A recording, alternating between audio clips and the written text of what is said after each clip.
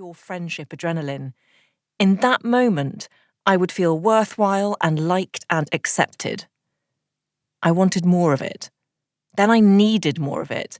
Then it became something I relied on for my own self-worth. I must be okay, the reasoning went. I've got so many friends.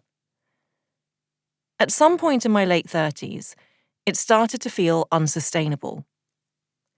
I found myself unable to keep up with all my friendships in the way that I wanted to. There wasn't enough time to be there for everyone and still maintain a functioning life.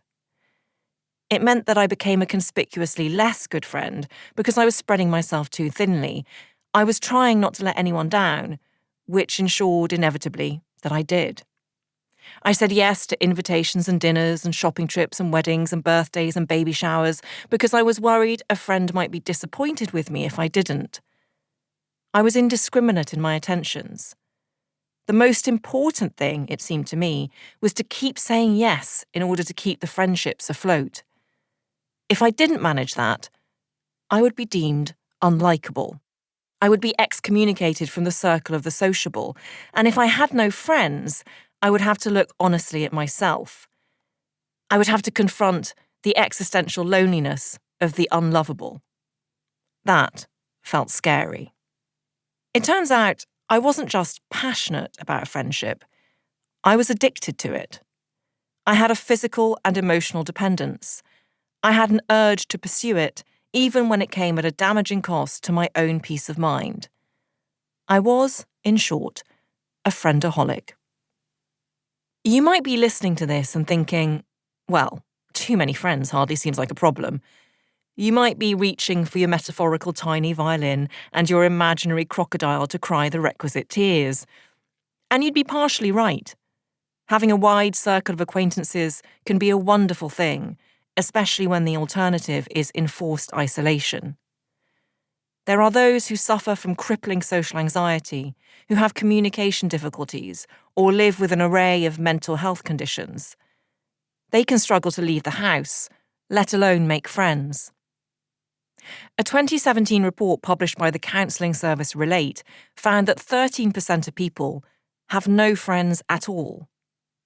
A lack of social interaction can be just as bad for your health as smoking 15 cigarettes a day, and it can be twice as harmful to your life expectancy as obesity. But if having no friends decreases the quality and length of your life, having too many friends also has a negative impact. Researchers studying adolescent friendships have found that those with either too large or too small a social network both have higher levels of depressive symptoms.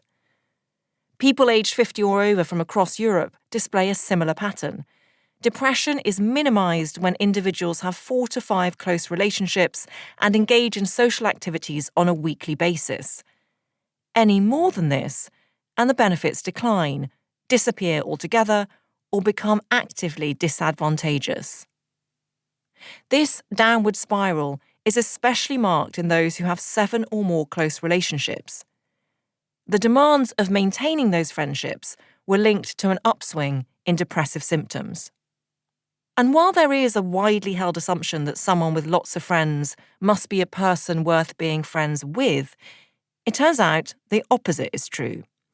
People prefer to befriend someone with a relatively small social circle, rightly intuiting that if someone has an overabundance of friends, their ability to reciprocate in any meaningful or reliable way will be severely diminished. All this time, I'd been busily making and maintaining connections, and I'd actually undermined the thing that was most important to me. I'd become a worse friend to the few who really counted, in my desperation to be accepted by the many I barely knew. It wasn't, in fact, that I had too many friends. It was that I'd misunderstood the fundamental concept of friendship, which is that it should be stable, reciprocal, and attentive.